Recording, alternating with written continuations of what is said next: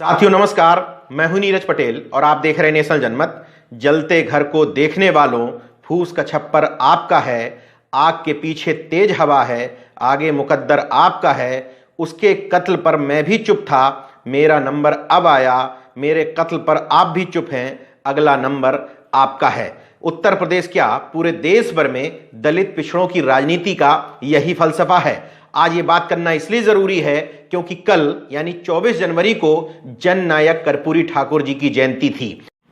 कर्पूरी ठाकुर सिर्फ बिहार के मुख्यमंत्री होते तो शायद आज उनकी जयंती नहीं मनाई जा रही होती, लेकिन कर्पूरी ठाकुर एक नेता से आगे बढ़ करके जननायक थे, इसीलिए उनके नाम के आगे जननायक कर्पूरी ठाकुर लगाया गया। पहले भी मैं इस बात को कहता रहा हूं कि लोगों के लिए विधायक सांसद बनने से ज्यादा कठिन है एक अच्छा नेता बनना, और उस नेता से भी ज्यादा कठिन है जननायक बनना। ऐसे ही थे कर्पूरी ठाकुर। इसलिए कर्पूरी ठाकुर की जयंती के अवसर पर यह बात करना जरूरी है कि आखिर उत्तर भारत में पिछड़ों की राजनीति कम से कम किस दौर में जा रही है। पिछड़ों की राजनीति का आलम यह है कि जब वो किसी शीर्ष पद पर, प्रमुख पद पर या सत्ता पर आसीन होते हैं तो वो अपने जाति के, अपने समाज के लोगों को ही पहचानना बंद कर देते हैं। उनके अंदर इतना दंभ भर जाता है मानो जाति विहीन समाज करने का ठेका उन्हीं ने ले लिया हो। लेकिन जब ऐसे लोग सत्ता से नीचे उतरते हैं, पद से हटाया जाता है, अपमानित किया जाता है,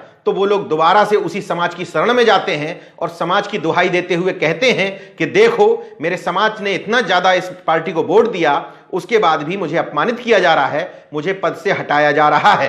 केवल ये पिछड़ों की राजनीति का ही उदाहरण नहीं है, पिछड़ों की ब्यूरोक्रेसी यानी कि वरिष्ठ अधिकारियों का भी कमोबेश यही चरित्र है। जब वो अपेक्षाकृत महत्वहीन पदों पर बैठाले जाते हैं, उस समय अपने ही ऑफिस में बुला करके दरबार सजाते हैं, पिछड़े दलितों की यूनिटी की बात करते हैं, अपने जाति के स्वाभिमान की बात करते हैं और नेताओं को धिक्कारते हैं कि नेताओं के इतने बड़े बड़े पदों पर होने के बावजूद भी समाज के अधिकारी प्रमुख पदों पर नहीं बैठ पा रहे हैं। जब गेटिंग सेटिंग के खेल से या किसी अन्य कारण से ऐसे अधिकारी जब महत्वपूर्ण पदों पर, महत्वपूर्ण कुर्सियों पर बैठ जाते हैं तो उनकी भाषा बदल जाती है। वो लोगों के फोन उठाना बंद कर देते हैं, उन्हीं लोगों के जिन लोगों को बुलाकर वो ऑफिस में बैठाला करते थे, समाज की दुहाई दिया करते थे।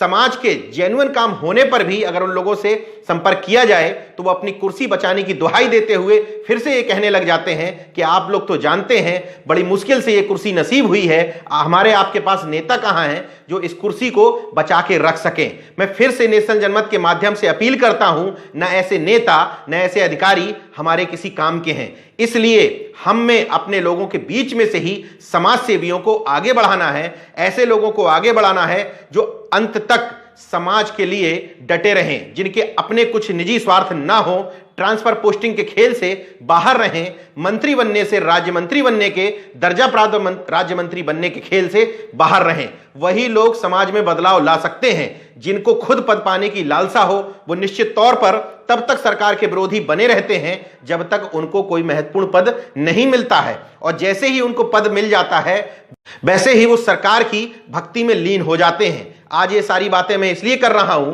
क्योंकि एक वीडियो वायरल हो रहा है। अमित शाह सीए के समर्थन में रैली करने के लिए उत्तर प्रदेश आए हुए थे और लखनऊ में रैली कर रहे थे। यहां पर उन्होंने बड़ी रंगबाजी के साथ कहा कि कितना भी धरना प्रदर्शन कर लो, कितना भी प्रोटेस्ट कर लो, हम सीएए वापस नहीं करेंगे। हालांकि ये एक लोकतांत्रिक देश में गृह मंत्री की भाषा नहीं हो सकती, लेकिन चूंकि भक्तों ने उनको इसी रूप में स्वीकार किया है तो वो भी उसी रंगबाजी के साथ, उसी गुंडई के साथ ये बयान लखनऊ में दे गए।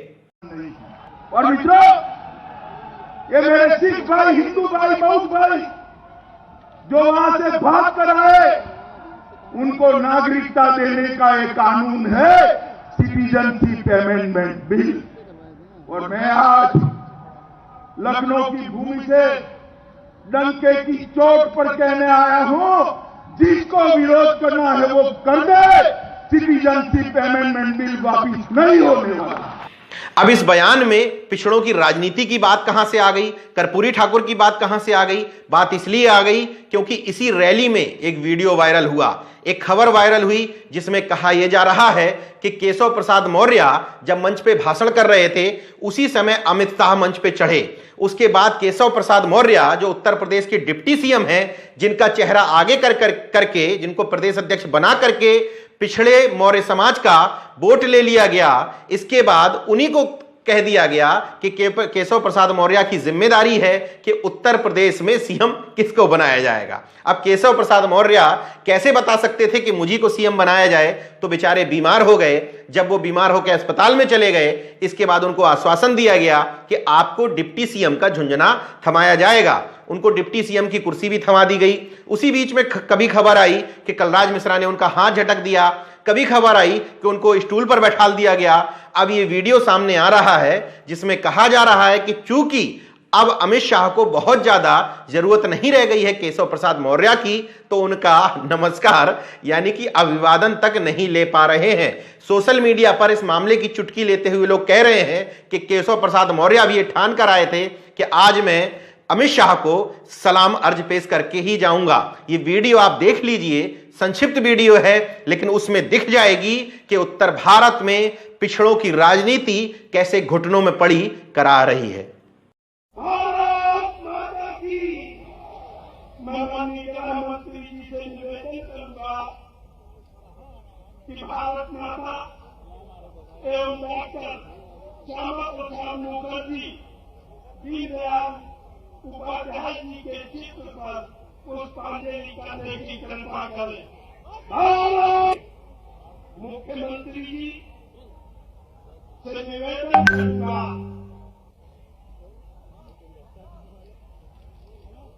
मंच पर विराजमान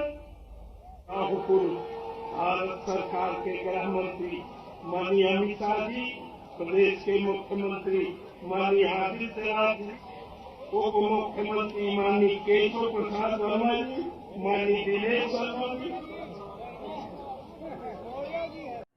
अब इस वीडियो को देखने के बाद दो तरह के लोग सामने आएंगे। जो जाति के आधार पर केशव प्रसाद मौर्य का समर्थन करेंगे, उनका इस पक्ष में तर्क यह होगा कि कम से कम कोई व्यक्ति तो सरकार में बैठा हुआ है, छोटे मोटे काम ही हमारे निकल जाते हैं।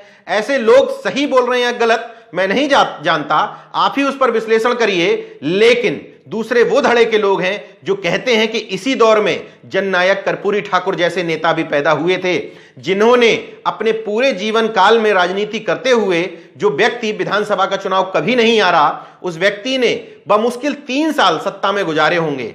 डिप्टी सीएम रहे 1967 में, 1971 में सीएम बने, उसके बाद 1977 में सीएम बने। लेकिन कुल मिलाकर के तीनों बार का कार्यकाल बमुश्किल 3 साल के आसपास रहा होगा। लेकिन सत्ता के उन 3 सालों में कर्पूरी ठाकुर ने जो निर्णय ले लिए, वो निर्णय लोग 10 साल, 15 साल, 20 साल तक मुख्यमंत्री रहते हुए भी नहीं ले सकते। शायद यही वजह है कि कर्पूरी ठाकुर को हम लोग जननायक मानते हैं और आज उनकी जयंती मनाते हैं। जननायक कर्पूरी ठाकुर ने 1967 में डिप्टी सीएम रहते हुए, शिक्षा मंत्री भी वो थे, उन्होंने अंग्रेजी की अनिवार्यता को समाप्त कर दिया था। इसलिए क्योंकि कर्पूरी ठाकुर को यह पता था कि पिछड़े दलित समाज के लोग इसी वजह से ग्रेजुएशन तक नहीं पहुंच पाते हैं और मैट्रिक के बाद ही उनकी पढ़ाई ठप हो जाती है, क्योंकि उनका बैकग्राउंड इतना अच्छा नहीं था कि वो अंग्रेजी को अनिवार्य रूप से पास कर सकें। ये उनका पहला निर्णय था। इसके बाद कर्पूरी ठाकुर ने मुख्यमंत्री बनते हुए ही निर्णय लिया, जिस समय सवर्णों की छाती पर सांप भी लौट गए थे।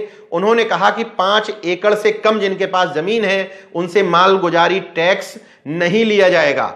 इसके अलावा उन्होंने भूमि बंदोबस्त सुधार के लिए भी तमाम योजनाएं चलाई। कर्पूरी ठाकुर बिहार के पहले मुख्यमंत्री थे जिन्होंने इंजीनियर्स और डॉक्टर्स के लिए 7000 पदों पर एक साथ वैकेंसी निकाली और सादे पद भर दिए। इसके बाद उन्होंने सिंचाई विभाग में 17000 पदों पर एक साथ वैकेंसी निकाली। लेकिन तब तक जातिवादियों को यह पता चल गया था कि कर्पूरी ठाकुर की मानसिकता पिछड़े दलितों को नौकरी दे करके आगे बढ़ाने की है। उसके बाद उनकी सरकार गिरवा दी गई। इसी बीच में उन्होंने वो ऐतिहासिक काम किया जिसके कारण आज उनको याद किया जाता है, आरक्षण का कर्पूरी ठाकुर फॉर्मूला। उस फॉर्मूले में उन्होंने 3% महिलाओं को भी आरक्षण दिया था, 4% सवर्णों को भी आरक्षण दिया था। उन्होंने कहा कि सवर्णों, गरीब सवर्णों की जो संख्या है उसके आधार पर उनको आरक्षण दिया जा रहा है और 4% आरक्षण बिहार में उन्होंने शुरू किया था। इतना ही नहीं, पूरे ओबीसी समाज को 20% आरक्षण, जिसमें से 10% पिछड़ों को और 10% अति पिछड़ी जातियों को आरक्षण दिया था। कुल मिलाकर के 26% आरक्षण बिहार में उन्होंने उस समय शुरू किया था जब मंडल आयोग की सिफारिशें लागू भी नहीं हो पाई थी इस देश में। तब जननायक कर्पूरी ठाकुर ने बिहार को पहला राज्य बना दिया था जिसने आरक्षण दिया था। यानी कि छत्रपति शाहू जी महाराज के कोल्हापुर रियासत में आरक्षण देने के बाद कर्पूरी ठाकुर पहले पिछड़े वर्ग के नेता होकर उभरे जिन्होंने अपने राज्य में आरक्षण की शुरुआत की थी। इसका मतलब इस बात के रोने का कोई मतलब नहीं बनता है कि हम कितने साल सत्ता में रहे, हमारे पास ताकत नहीं थी। अगर आपके पास करने की इच्छा शक्ति है तो निश्चित तौर पर आपको कुर्सी से मोह नहीं रह जाएगा। आप 1 साल तक के लिए ही आपको कोई कुर्सी मिलती है, कोई मंत्रालय मिलता है तो आप उसमें कोशिश करते हैं कि आपके रहते हुए न किसी की संख्या ज्यादा हो पाए तो कम से कम पिछड़े दलितों के साथ अन्याय भी ना हो पाए। यहां पिछड़े वर्गों के ऐसे भी नेता भारतीय जनता पार्टी में मंत्री बने हुए बैठे हैं जिनके मंत्रालय में जब वैकेंसी निकलती है तो पिछड़े समाज के लोगों की संख्या शून्य हो जाती है। उनके समाज की स्थिति की तो बात ही करना बेमानी है। कुल मिलाकर के नेशनल जनमत ये वीडियो आपके सामने इसलिए लेकर के आया क्योंकि बहुत समय हो गया नेताओं को माला पहनाते हुए, गाड़ियों से 12-12 किलोमीटर दूर से रिसीव करते हुए। अब समय यह है कि उनको रिसीव करिए, माला पहनाइए, साथ ही साथ समाज का काम ना करने के लिए उनके खिलाफ आवाज भी बुलंद करिए। देखते रहिए नेशनल जनमत, जागरूक और सजग बने रहिए। जय विज्ञान, जय संविधान, जय लोकतंत्र। धन्यवाद। तो अगर आपने मेरा YouTube चैनल सब्सक्राइब नहीं किया तो प्लीज़ सब्सक्राइब कर लें और उस बेल आइकन पर जरूर क्लिक करें जिससे जो मेरे न्यू वीडियो